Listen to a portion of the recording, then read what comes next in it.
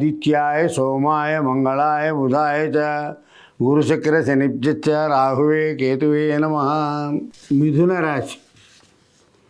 మృగశిర 3, 4 పాదాలు, ఆరుద్ర 1, 2, 3, 4 పాదాలు, పునర్వసు 1, 2, 3 పాదాలు. ఈ రాశి వారికి శరీర బాధ, మనోబాధ, అకాల భోజనం, విరోధం, స్థానచలనము, కలహప్రాప్తి, అనవసరమైన ప్రయాణం, సానుకూల ఫలితాలకు అడ్డంకులు రావడం, ఇవన్నీ బాగా అడ్డంకులుగానే ఉన్నాయి. తమతోటి ఉద్యోగులతో భేదాభిప్రాయాలు వస్తాయి.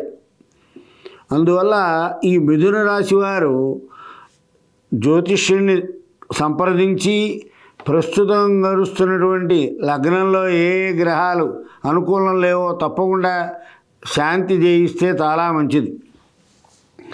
మనకు ఎంత తెలివితేటలు కలిగిన వారమైనా మనకు తెలివితేటలు ఏవీ పనిచేయవు. దానివల్ల నష్టము, పెద్దల దర్శనం జరుగుతుంది, దానివల్ల మేలు జరుగుతుంది.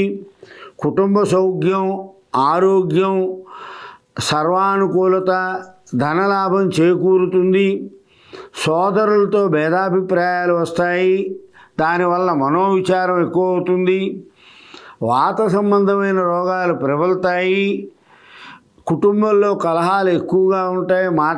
మాటల వల్ల కలహాలు వస్తాయి. ప్రయాణాల యందు జాగ్రత్త. ఉద్యోగంలో ప్రమోషన్ వచ్చే అవకాశాలు ఎక్కువగా గోచరిస్తున్నాయి. కొత్త పని చేయడానికి ప్రయత్నాలు జరుగుతాయి, కానీ అవి కొంచెం ఆలస్యంగా పనులు పూర్తవుతాయి. దానివల్ల మనోవిచారం కలుగుతుంది. ఏ పని తలపెట్టినా సరే జాగ్రత్తగా ఉండాలి. విఘ్నాలు కలిగి అవి ముందుకు పోనివ్వవు. పెద్దల ఆరోగ్య విషయం కొంచెం జాగ్రత్తగా ఉండండి. కుటుంబంలో పిల్లల విద్యా విషయంలో మంచి ప్రణాళిక వేసుకుంటారు. విధి నిర్వహణలో మనకు తోటివారు ఎవరు సహకరించరు. నూతన ఉద్యోగ ప్రయత్నాలు సఫలమవుతాయి. షేర్ వ్యాపారం బాగా ఉంటుంది. విదేశీ యానం వారికి విదేశీ విద్యకు కూడా అనుకూలమైన కాలం. స్థిరాస్తి కొనుక్కోవాలి అనుకుంటే వాయిదా వేసుకోండి. వాహనాలను మటుకు కొత్త వాహనాలను కొనుగోలు చేస్తారు. ఈ మృగశిర 3, 4 పాదాల వాళ్ళు లక్ష్మీ కవచాన్ని చదవండి.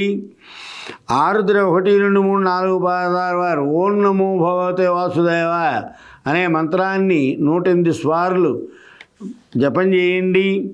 పునర్వసు వాళ్ళు రామరక్షా స్తోత్రాన్ని పారాయణ చేస్తే బాగా మేలు జరుగుతుంది.